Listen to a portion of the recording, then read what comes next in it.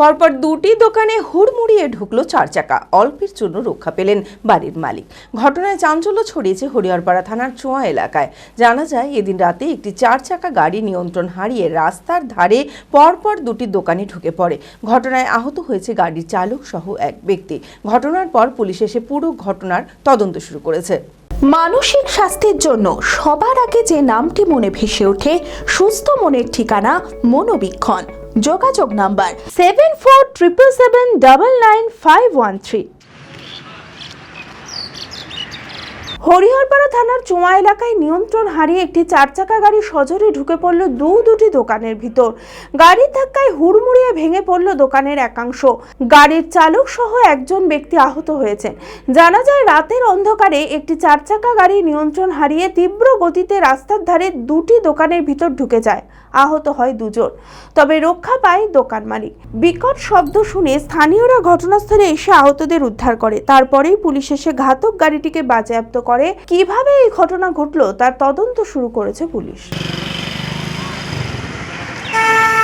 ওই দিক থেকে মোহনপুর দিক থেকে ওই ঘরে ভেঙেছে, তারপরে ভেঙেছে, এইটা ভেঙেছে, ভেঙে ভয় হয়ে গেছে। 4-5 জন ছিল। 4-5 জন ছিল। হ্যাঁ, তারা ওই থানায় আছে বোধ হয়। থানাতে সুস্থ আছে তারা না? হ্যাঁ, খামাচ্ছে এইসব ছাল মাল উঠে গেছে পায়ের, মাথার।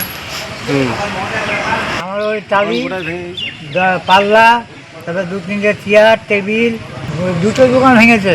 কিসের দোকান ছিল? একটা সাইকেলের, এই একটা স্টেশনারি দোকান। চরক স্কয়ার হসপিটাল সুস্থতার একমাত্র ভরসা।